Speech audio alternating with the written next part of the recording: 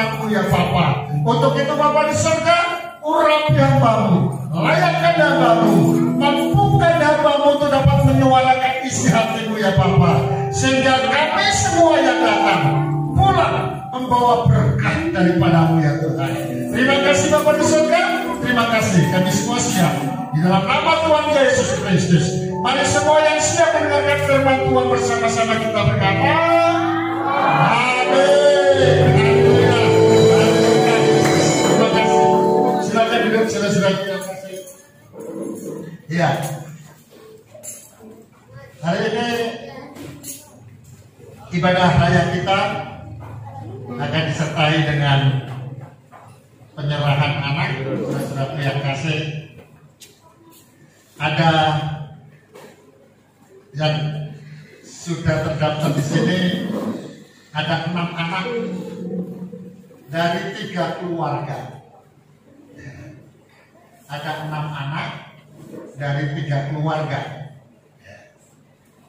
Jadi kalau ada anak yang lain yang mau diserahkan, nanti bisa kasih datanya menyusul supaya kita bisa lakukan sakramen. Ya. Yang pertama Miracle ya. Miracle. Gloria Tobing. Ya. Putri dari Christian Yopan Tobing ya, dengan Ibu Ernaria Dame Jalani Tamunan. Yang kedua Jonathan Stephen Silitonga dan Gracia Angel Silitonga dari Bapak Asian Silitonga dan Ibu Marsha Putri Marhasil Nababan. Ya. Lalu kemudian keluarga yang ketiga itu dari Bapak Ferry Leonardo Lumban Tobing dengan Ibu Sulastri Putri Hatamba. 3 anaknya Yohana Aryani Afisa Tobing, Evelyn Ivana Atalia Tobing, Ratna Gladys Romaito Tobing. Ada banyak namanya. Iya. Iya. Jadi saudara-saudara yang kasih, itu yang akan kita lakukan sakramen penyerahan anak. Ya, barangkali ada yang siap juga anak yang lain bisa nanti diberitahukan ya. Baik, saudara-saudara yang kasih, maka kami akan memberitakan tentang tema yang ada yang saya masukkan di Facebook, demikian juga dengan WA, saudara-saudara yang kasih. Hari ini tema kita adalah anugerah besar. Ya, anugerah besar. Kalau saya boleh bertanya kepada Bapak Ibu sekalian, menurut Bapak Ibu sekalian, anugerah yang terbesar, ini beda ya, anugerah besar dengan anugerah terbesar. Ya. Itu kalimatnya agak sedikit mirip, ya, tapi itu ada mempunyai pengertian yang berbeda. Ya. Kalau anugerah terbesar, itu adalah anugerah yang paling ya, istimewa ya. Nah lalu kemudian kalau anugerah besar ya itu biasanya banyak. Nah saya mau tanya ya, menurut Bapak Ibu sekalian secara pribadi ya, anugerah yang terbesar ya, yang Tuhan berikan kepada Bapak Ibu sekalian itu kira-kira apa ya? Nafas kehidupan. Nafas kehidupan. Ada yang lain?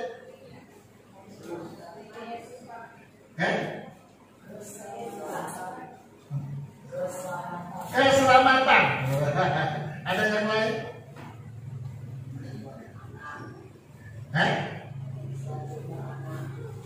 Enggak yang terbesar. Satu aja ya.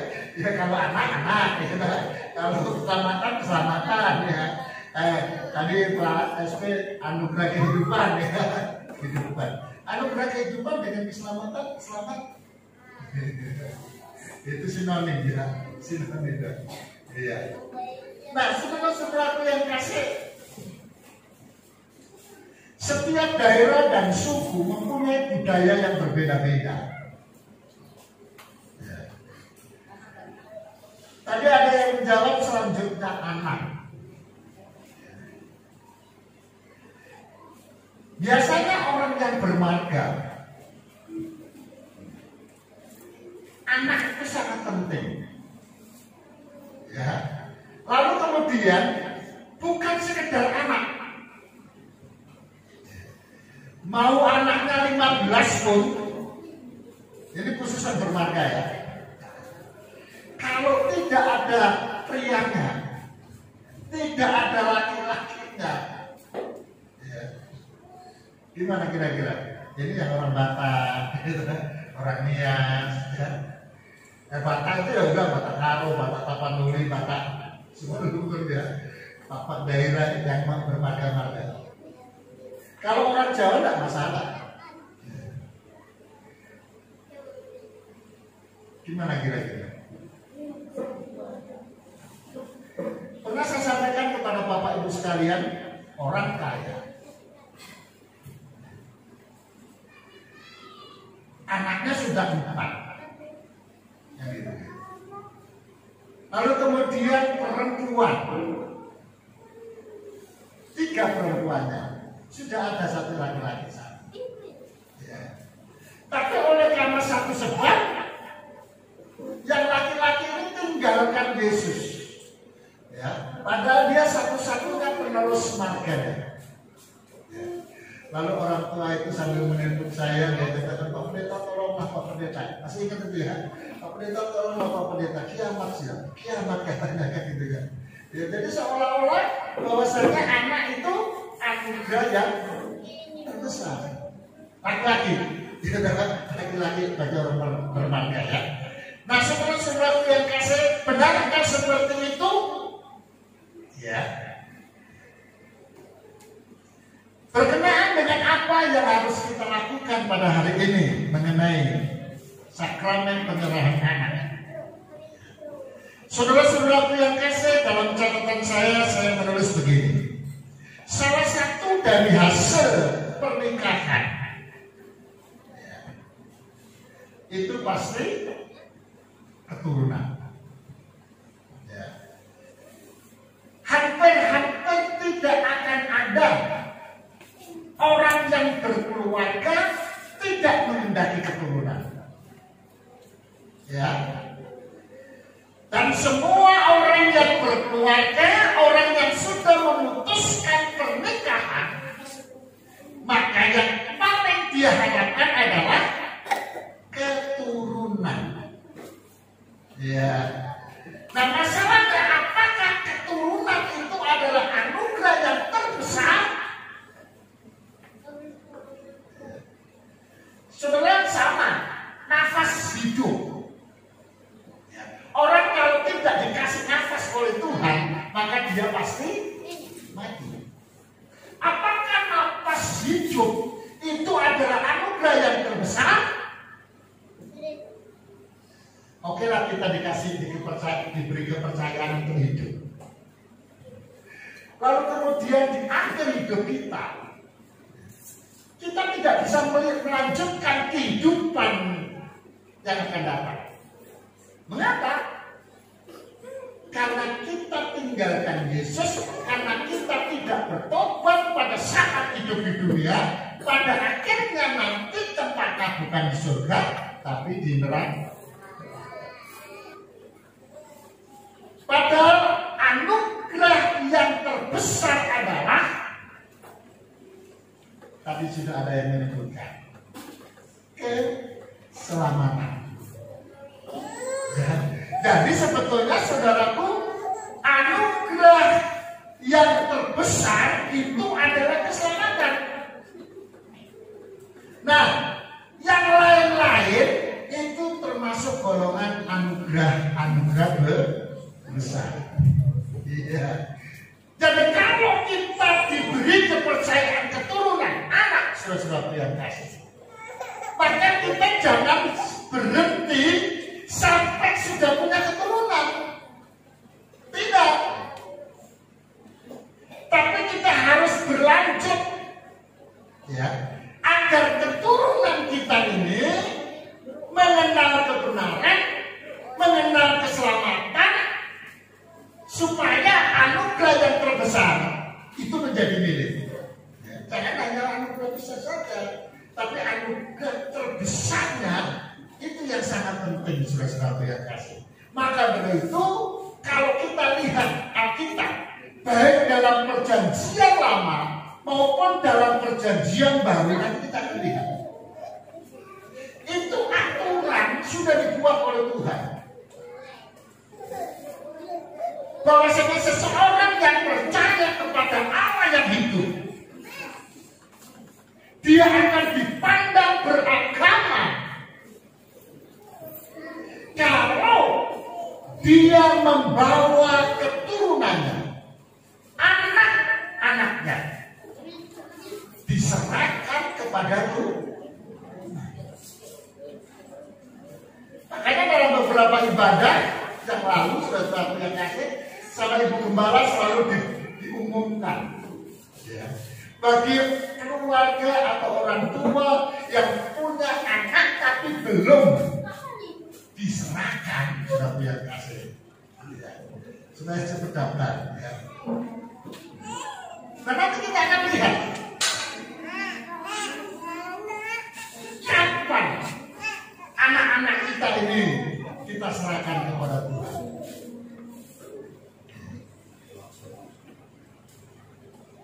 Nah, sebabnya saya sebagai gembala, hamba Tuhan, maka keempat anak saya, keempat-empatnya itu diserahkan kepada Tuhan pada saat mereka masih kecil-kecil, ya, pada saat mereka kecil-kecil, ya. Jadi saudara-saudara, ada tatanan, ada aturan. Semalam ada yang memberitahukan kepada saya, Pak Pendeta, kalau anakku sudah dulu diserahkan kepada Tuhan. Saya bilang, di mana diserahkan? Di gerejaan. Saya nggak sebutkan namanya gerejaan. Saudara yang kasih.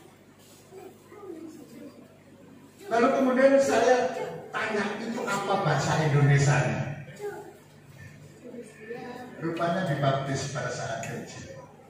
Nah, kita akan lihat, ya, mana yang kita ikuti sebagai kebenaran firman Tuhan.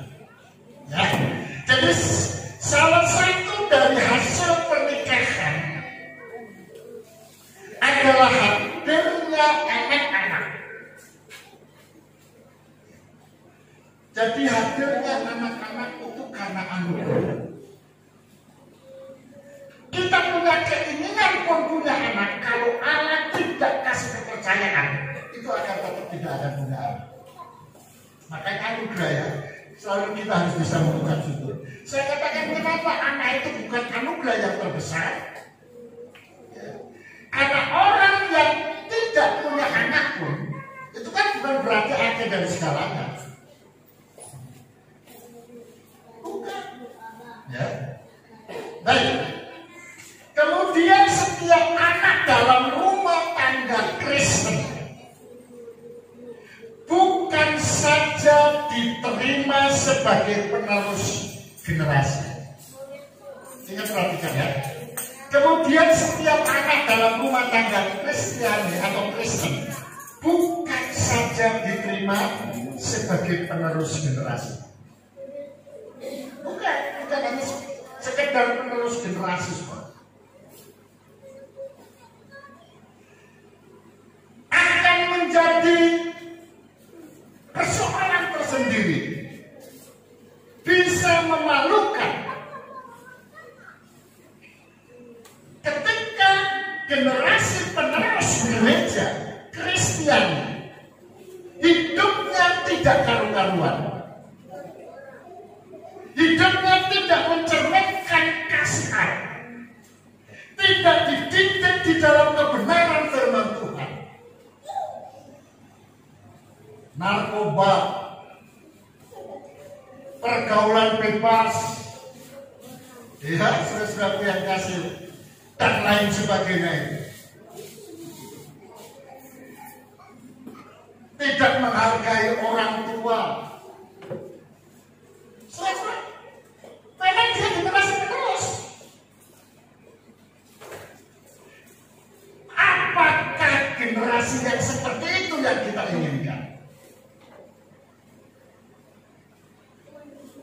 Sebagai orang percaya kita harus punya pandangan, dan itu harus kita turunkan kepada generasi kita, bahwasanya keturunan kita bukan hanya sekedar penerus generasi kita, tapi adalah penerus generasi yang mempermuliakan nama Tuhan, penerus generasi yang baik, yang positif, bukan negatif, saudara-saudara yang kasih. Iya. Tetapi di atas semuanya harus diterima dengan kesadaran bahwa anak-anak adalah anugerah Allah. Perhatikan. Yang pertama untuk dipelihara. Yang kedua dibina dan dididik kepada keselamatan di dalam Kristus Yesus. Itu yang terpenting. Ya. Sekali lagi saya ulangi. Ya. Tetapi di atas semuanya harus diterima dengan kesadaran bahwa anak-anak adalah anugerah Allah untuk dipelihara, dibina, dan dididik kepada keselamatan di dalam Kristus Yesus. Ya. Maka itu saudara dorong putra-putri saudara, dorong. Kalau itu usia sekolah minggu, dorong sekolah minggu. Kalau tidak ada kendaraan, tidak bisa ngantar, komunikasikan. Ada 2 becak itu. Tidak terpakai itu. Ya, pada dulu untuk jemput-jemput itu. Saudara-saudara yang kasih, putra-putri saudara yang usia remaja pemuda, maka disikap peprak. Dorong untuk beribadah di muda-mudi setiap Sabtu malam minggu. Saudara-saudara yang kasih, karena itu akan menentukan generasi penerus kita. Ya. Aduh, Pak Pendeta, susah anakku. Ya. Masa kalah sama rumah irama? Kan ada lagunya itu. Bersakit-sakit dahulu, baru kemudian. Ya. Apa katanya? Bersenang.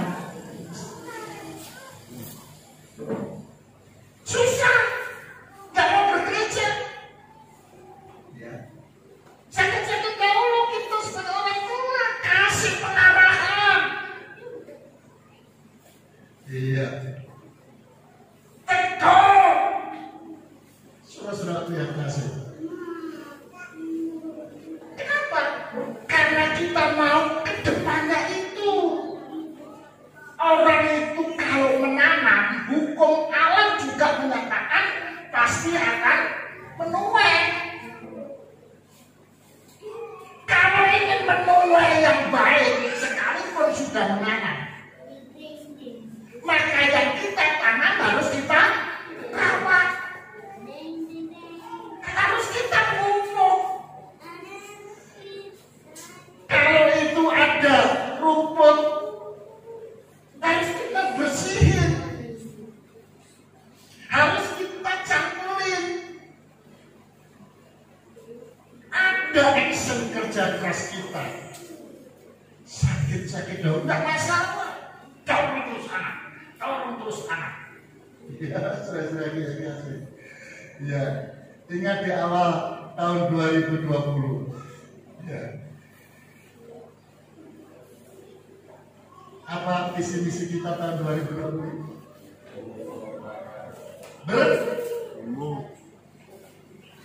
Ada 3 itu. Tumbuh, berakar dan berdampak. Berdampak? Bertumbuh.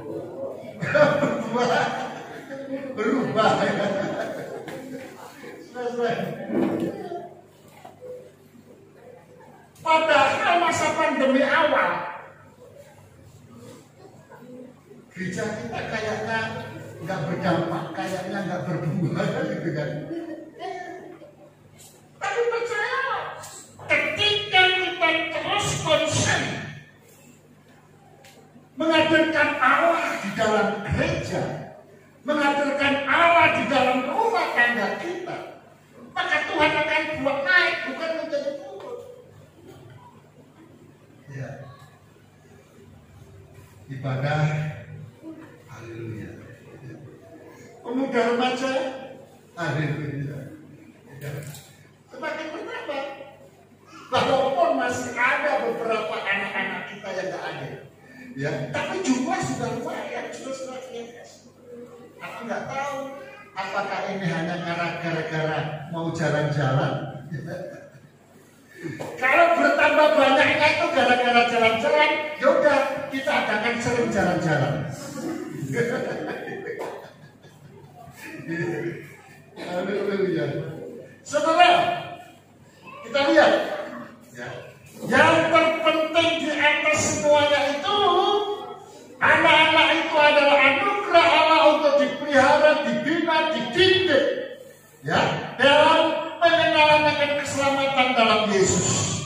Kita akan baca dulu dari Amsal pada pasal 22 ayat yang ke-6.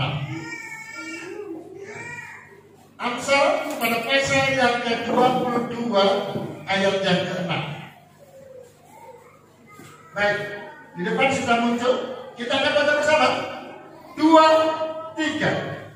Didiklah orang muda menurut jalan yang patut baginya, maka pada masa tuanya pun ia tidak akan menyimpang daripada jalan itu.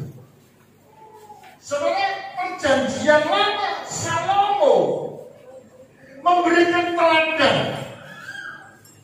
ya, memberikan pengajaran dalam hikmat Salomo ini, bahwasanya didikan ajaran tentang keselamatan itu sangat penting bagi anak-anak kita.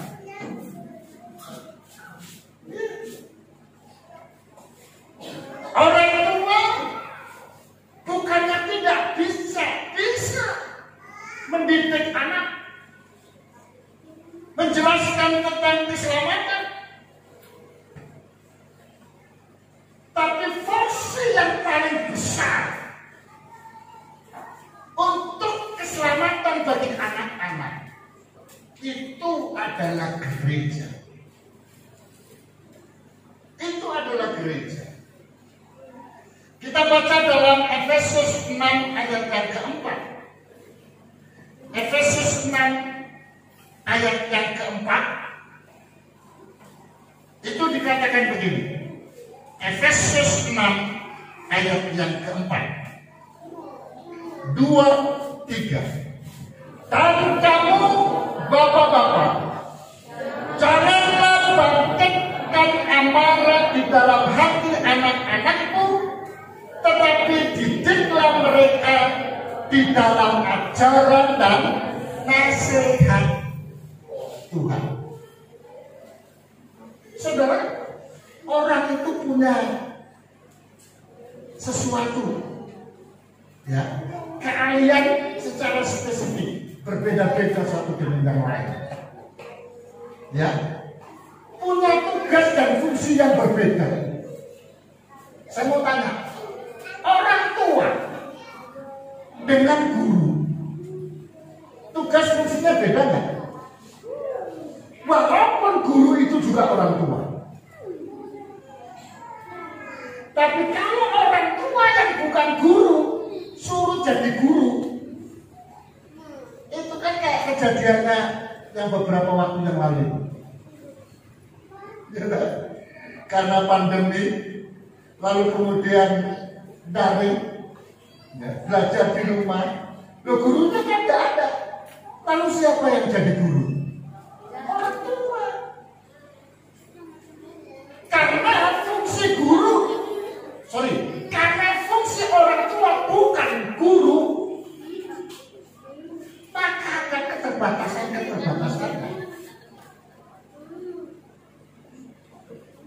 Loh, yang namanya anak-anak mau kelas 3 kek, mau kelas 4 kek, yang namanya juga anak-anak. Ditanya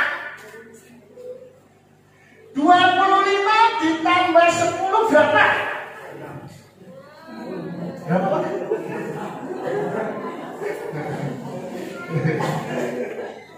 30. Lu dari mana? 30. Coba itu.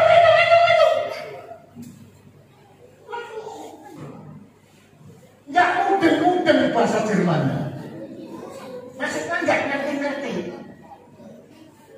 Sehingga pada akhirnya yang pintar siapa ini? Orang tua atau anaknya? Memang sebetulnya orang tua yang pintar. Tapi oleh karena keblinger anaknya dipukul pakai kayu. Coba bayangkan. Akhirnya anaknya marah. Mati sudah, ya, di penjara dia. Nah, itulah sebabnya Bapak Ibu dan saudara sekalian, saudara memang sebagai orang tua, mungkin saudara juga terlahir sudah Kristen, bukan sekedar Kristen, Kristen.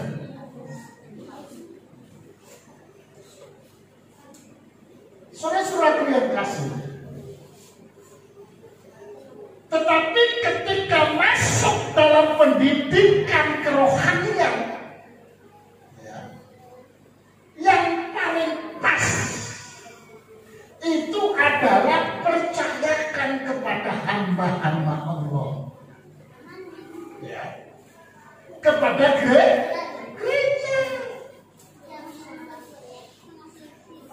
Kalau itu sebagai orang tua plus pelayan Tuhan, itu hebat, itu bagus.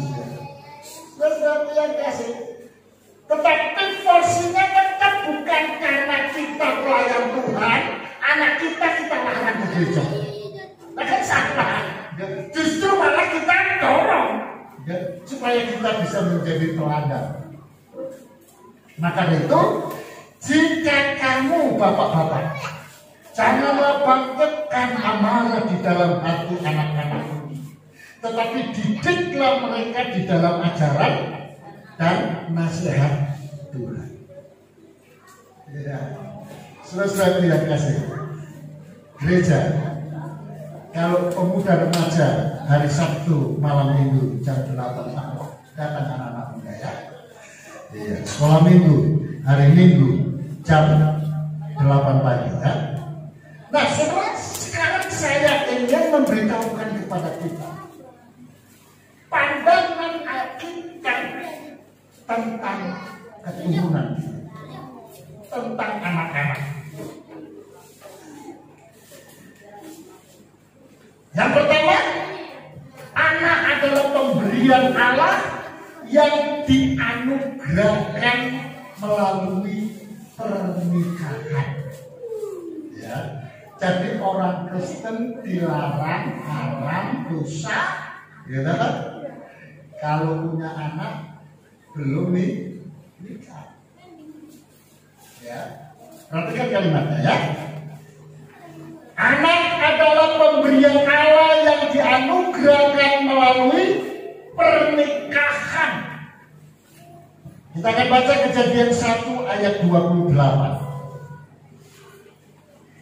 Kejadian 1 ayat yang ke-28.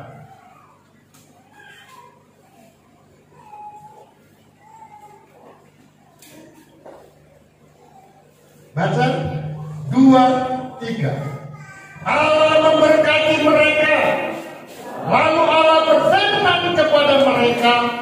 beranak cuculah dan bertambah banyak. Penuhilah bumi, taklukkanlah itu, berkuasalah atas ikan-ikan di laut dan burung-burung di udara dan atas segala binatang merayap di bumi. Ya. Jadi ketika Allah ikatkan Adam dengan Hawa, barulah Allah berkata, beranak cucu. Ya. Jadi ketika Allah belum menciptakan Hawa, belum menikahkan Adam dengan Hawa, belum ada Hawa, kan nggak mungkin Tuhan bilang sama Adam, Adam beranak cuculah dan bertambah banyak. Loh, kalau belum ada Hawa, sama siapa? Loh, kan nggak mungkin sama monyet. Monyet. Saya ingat dulu waktu masih kecil. Pak, nonton monet kita yuk. Maksudnya nonton monet. Jadi saudara-saudaraku yang kasih, 1 Samuel pada pasal 1 ayat yang ke-27. Sekali lagi, 1 Samuel pada pasal 1 ayat 27 dikatakan begini, 2-3. Untuk mendapatkan anak inilah aku berdoa, dan Tuhan telah memberikan kepadaku apa yang kuminta daripadanya. Saudara, perhatikan di awal, keturunan itu adalah anugerah. Aku tak mengajarkan kepada kita, ya, bagi orang percaya tidak ada yang mustahil. Peristiwa yang ada di dalam 1 Samuel, kalau engkau punya Allah yang hidup, percaya kepada Allah yang hidup, dan engkau tidak atau belum mendapatkan keturunan sekian lama menikah, Hana memberikan contoh. Iya, kita bisa meminta kepada Tuhan. Ya. Karena Tuhan berkata, barang siapa meminta akan menerima. Benar? Tentang Tuhan. Pasal 7 Matius. Ya. Nah, setelah surat yang kasih, yang kedua, jadi yang pertama, anak-anak adalah pemberian Allah yang dianugerahkan melalui pernikahan. Yang kedua, anak-anak adalah milik pusaka Allah. Ya, milik pusaka Allah. Mazmur 127 ayat yang ketiga. Mazmur 127 ayat yang ketiga dikatakan begini. 2-3. Sesungguhnya anak-anak lelaki adalah milik pusaka daripada Tuhan, dan buah kandungan adalah suatu upah. Iya, sudah perhatikan ayat ini. Atau jangan-jangan ayat ini sebetulnya yang dipakai oleh orang-orang yang bermarga, menempatkan laki-laki. Ya. Karena di situ dikatakan sesungguhnya anak-anak lelaki adalah milik pusaka daripada Tuhan. Ya. Makanya yang dapat warisan, apalagi Dinias, ya, itu anak laki-laki. Jadi ibu gembala nggak dapat warisan.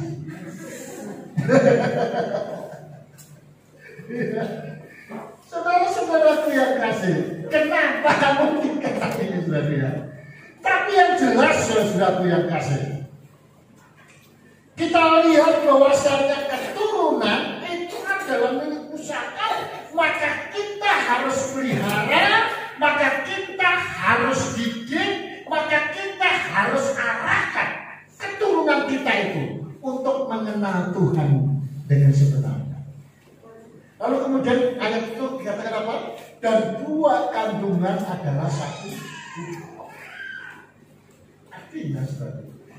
Ketika ya kita berusaha, ketika kita action ya, untuk membawa anak-anak itu dekat kepada Tuhan, maka Tuhan akan berkati dia.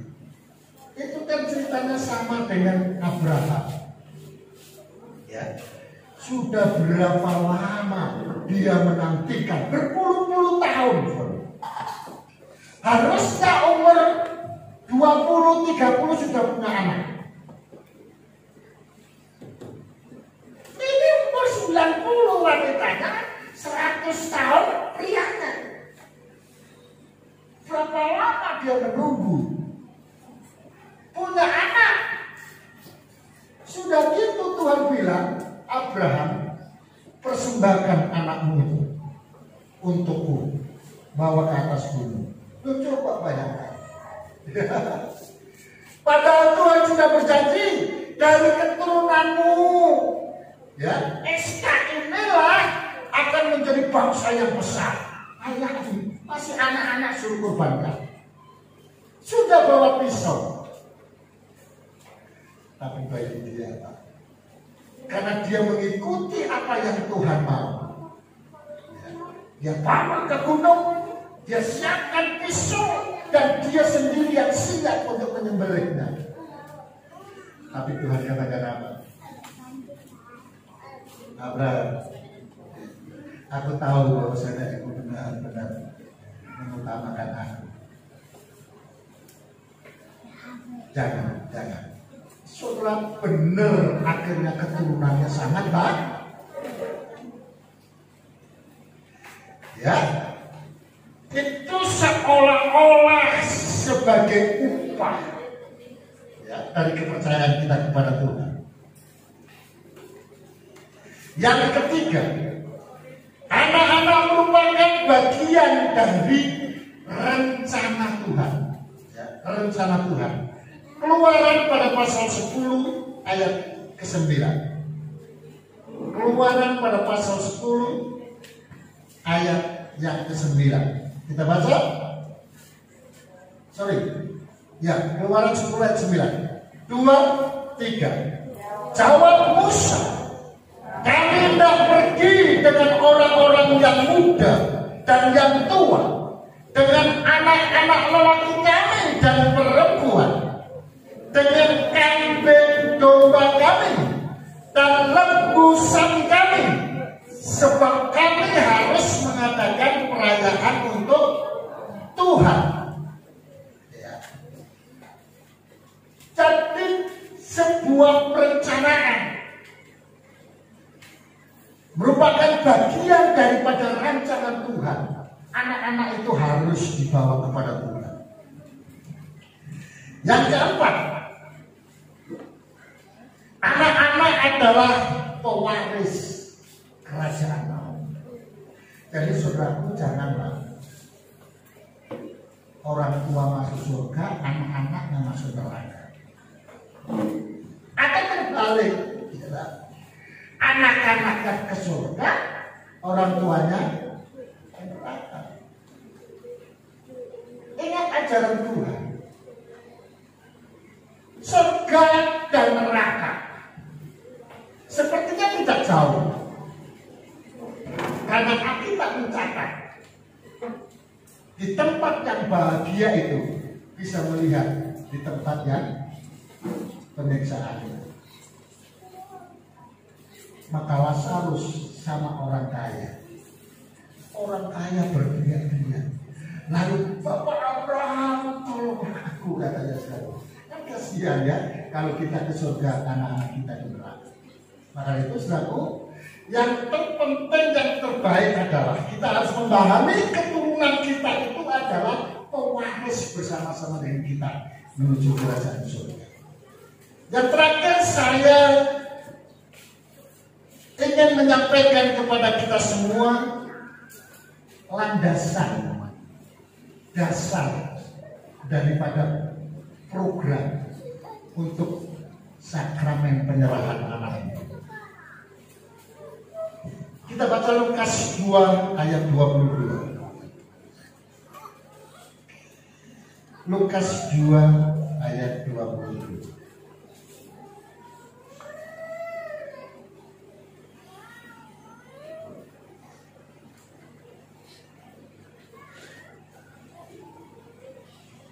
Baik, kita akan baca 2, 3. Dan ketika genap waktu pentahiran, menurut hukum Taurat Musa, mereka membawa dia ke Yerusalem untuk menyerahkannya kepada Tuhan. Siapa ini yang mencerahkan? Yesus. Waktu itu dia umur berapa? 8 hari. Yesus setelah dilahirkan 8 hari, atau dia berumur 8 hari, maka sebagai ketentuan yang diajarkan Tuhan melalui hukum Taurat Musa, bahwasanya setiap anak-anak orang yang beragama, setiap anak-anak orang yang percaya kepada Allah, itu wajib hukumnya untuk diserahkan kepada Tuhan. Maka Yesus pun harus diserahkan. Saudara, kalau Yesus saja saat itu sebagai manusia diserahkan, maka tentu anak-anak kita wajib untuk kita serahkan. Ya, jadi ayo orang tua mulai berpikir ya, yang punya anak tapi belum diserahkan. Ya, kalau hari ini belum, lalu coba berpikir untuk minggu-minggu depan kita akan adakan lagi. Kenapa saudara? Karena ini diajarkan turun-temurun, tidak stop, enggak, terus tidak berlaku lagi, tidak, terus berlaku saudara, terus berlaku. 1 Samuel 1 ayat 28. 1 Samuel 1 ayat 28.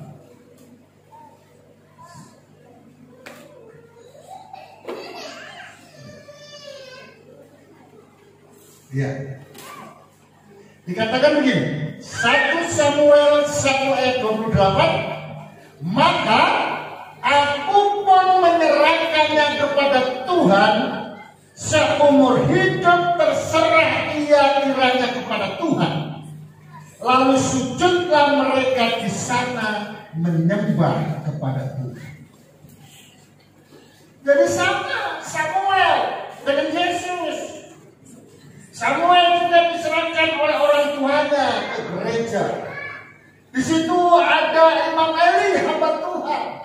Lalu Samuel diserahkan kepada Tuhan. Maka kehidupan Samuel, orang tuanya bilang apa? Terserah sama Tuhan. Mau jadi hambanya, haleluya. Ya. Mau jadi pengusaha, haleluya. Mau jadi dokter, juga haleluya. Terserah Tuhan.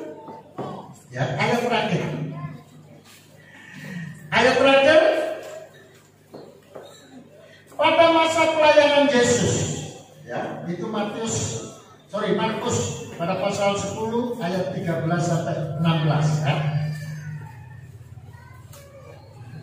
Pada masa pelayanan Yesus, tindakan orang tua yang membawa anak-anaknya kepadanya dibenarkan, ya, dan diterima dengan memberkati mereka. Ya, ayatnya di dalam Markus pada pasal yang ke-10 ayat 13 sampai 16. Ini ayat terakhir kita, ya.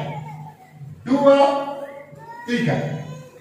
Lalu orang membawa anak-anak kecil kepada Yesus supaya ia menjamah mereka.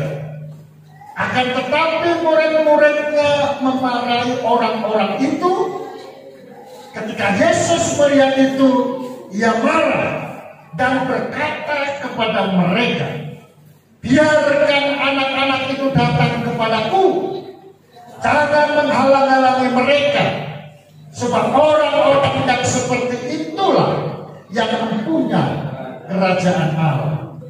Aku berkata kepadamu, sesungguhnya barang siapa tidak menyambut kerajaan Allah seperti seorang anak kecil ini, ia tidak akan masuk ke dalamnya. Ayat 16 terakhir. Lalu ia memeluk anak-anak itu dan sambil meletakkan tangannya atas mereka, ia memberkati mereka. Kalimatnya terakhir ya, ayat 16 ya.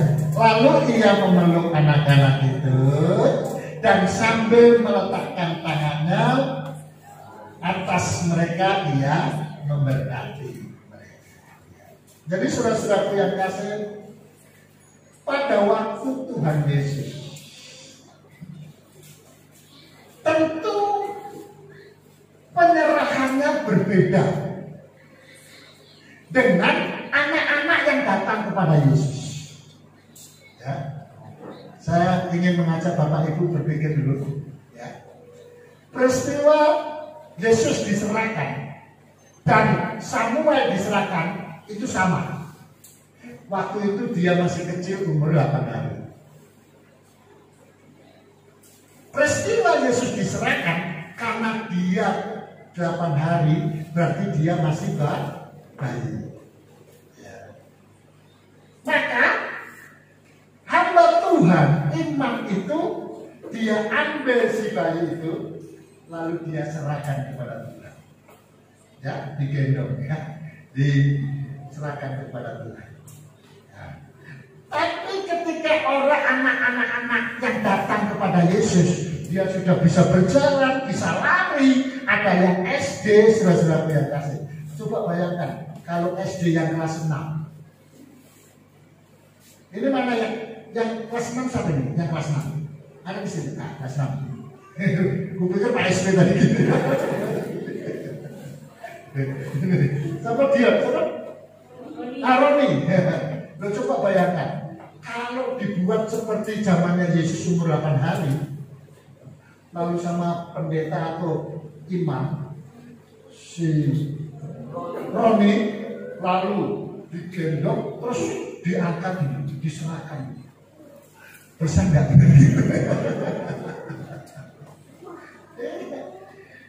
Maka caranya beda. Ya. Pada saat dia sudah besar, ayat 16 tadi, ya, Yesus memeluk anak-anak itu, meletakkan tangannya lalu memberkati. Jadi Bapak Ibu dan saudara sekalian, ya, ini yang akan kita serahkan sekarang. Kan ada yang bayi, betul-betul bayi. Ada yang bayi, tapi umurnya ada yang 6 tahun, ada Saudara, jadi nanti ada perbedaan sedikit, tapi itu gak jadi masalah ya. Jangan nanti orang tuanya lalu kemudian Pak Pendeta pilih kasih, lihat itu anaknya selalu digendong, anakku nggak digendong. Iya, caranya beda ya. Ya, caranya beda ya. Ayo kita berdiri, sudah biar kasih. Ya. Kita permain musik, silakan masuk ke depan. Demikian juga.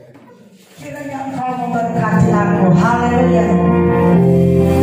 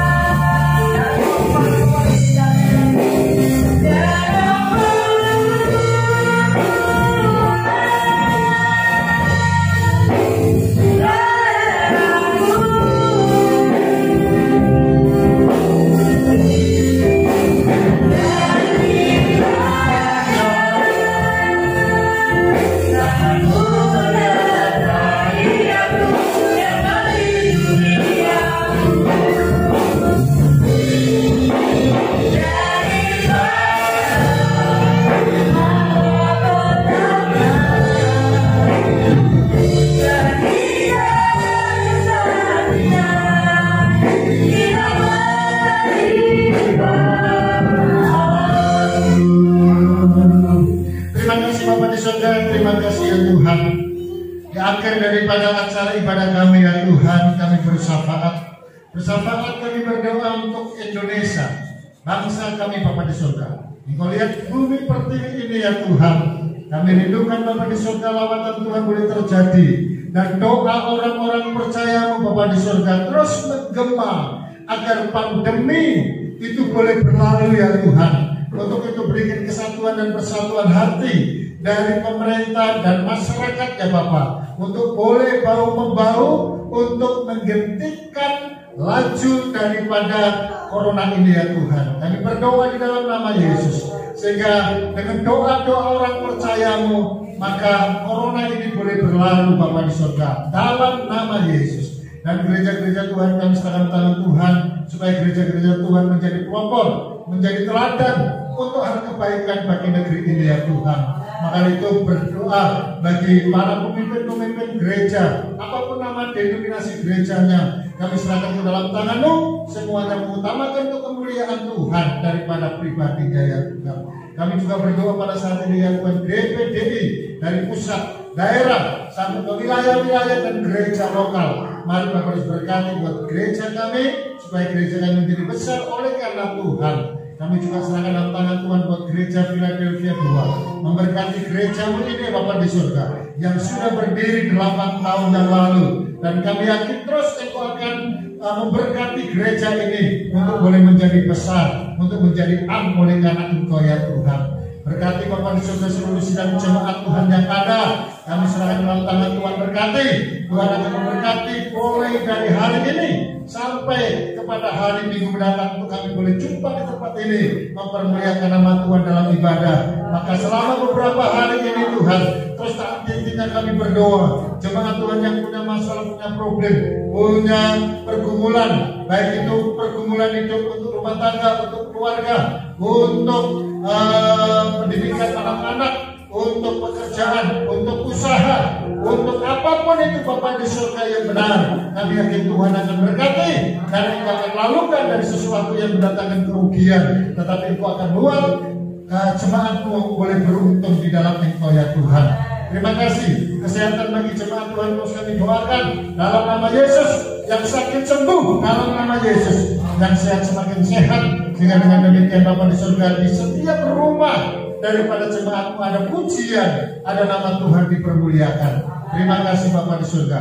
Kami berdoa bagi orang tua dan anak-anak yang pada hari ini anak-anak diserahkan di dalam tangan Tuhan, maka Engkau akan memberkati mereka, dan anak-anak yang sudah diserahkan oleh Tuhan hidupnya akan berubah menjadi suatu kebajikan Bapa di surga, sehingga menjadi contoh teladan, lalu anak-anak boleh bertumbuh di dalam kasih Tuhan, lalu menjadi sehat-sehat dan semuanya baik ya Tuhan. Terima kasih Bapa di surga, terpuji nama Tuhan. Kami juga serahkan dalam tangan Tuhan untuk perkembangan dari gerejamu ini. Terima kasih kalau Engkau memberikan pertambahan bagi jiwa-jiwa dan keluarga ya Tuhan, dan kami akan terus memberikan pertambahan terus, sehingga kami boleh semakin banyak orang menyatukan hati, satu hati untuk memuliakan nama Tuhan. Maka doa didengar oleh Tuhan, karena doa orang benar yang didoakan dengan sungguh-sungguh itu akan mendatangkan kuasa yang besar. Terima kasih Bapa di surga. Sebentar Bapa di surga kami akan pulang ke rumah kami masing-masing. Kami yakin akan sertai perjalanan kami. Lindungi Bapa di surga, dan rumah kami semuanya dilindungi oleh Tuhan. Kami boleh masuk rumah, pulang dalam keadaan baik, sehat, semuanya baik ya Tuhan. Terima kasih Bapa di surga, terpuji nama Tuhan. Dan selanjutnya Bapa di surga, kami siap untuk menerima berkat yang daripada-Mu. Saudara-saudara yang kasih, mari tengah-tengah tanganmu dan terimalah berkat. Terimalah berkat yang daripada Allah Bapa, cinta kasih yang daripada Tuhan Yesus Kristus, penyertaan daripada Roh Kudus yang memberkati, melindungi, bahkan menyertai kita sekalian mulai dari sekarang ini sampai selama-lamanya. Di dalam nama Tuhan Yesus Kristus kita akan nyanyikan Bapa terima kasih.